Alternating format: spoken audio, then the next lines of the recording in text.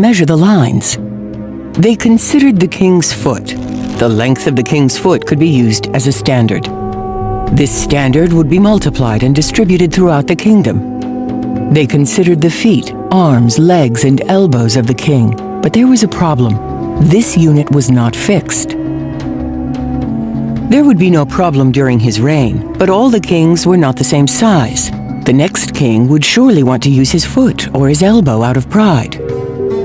In the hills, waiting for the retreat of the Nile, the Egyptians thought and looked for a solution to the problem. This unit of measurement would have to have a fixed length in time, if possible, never change. They observed the size of different plants, fruits, seeds, any object in nature. But all these objects did not have a constant size. For example, if we water a seed well, the following year its size will have changed. And over long distances, small differences quickly became significant. Then, they had the idea to measure water. Yes, fresh water from the Nile. They measured one drop and then another. They were all the same size. From the lower Nile to the upper Nile, the drops were the same size.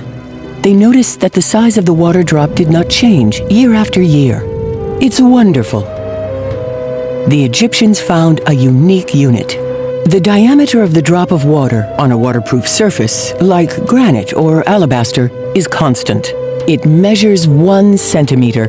Today, an incredible video in which you will dive into the heart of the first stage of the Serapeum project. Oola, oola, oola, oola.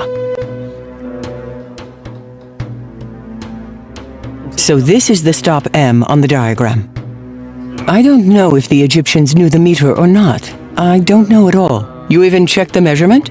You measured it 2 times? I double every measure every time. Okay, so 1 meter.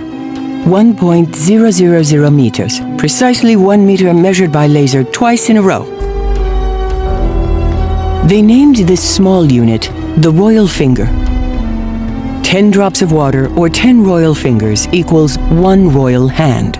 100 drops of water, so 100 royal fingers or 10 royal hands, equals 1 royal leg. Centuries later, these discoveries were taken out of secret coffers and renamed. The royal finger was called the centimeter, the royal hand the decimeter, and the royal leg the meter. They were presented as recent discoveries, and the French appropriated them, made in France. The diameter of the drop of fresh water measures what is now called 1 centimeter. Water is a universal constant. The size of the drop of fresh water will never change for thousands and millions of years. Yes, the universal unit, the meter, was not invented in 1780, but it was discovered by the Egyptians millennia ago.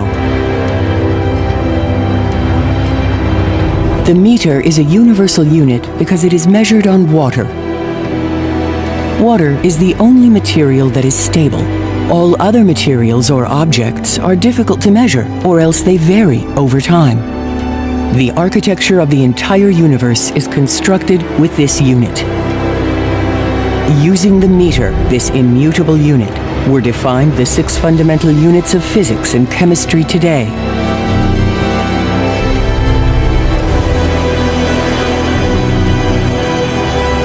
Amperes, Celsius, moles, candelas, seconds, and kilograms. So, everything.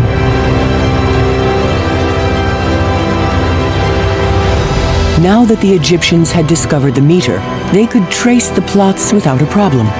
With the meter, they measured everything and recorded everything.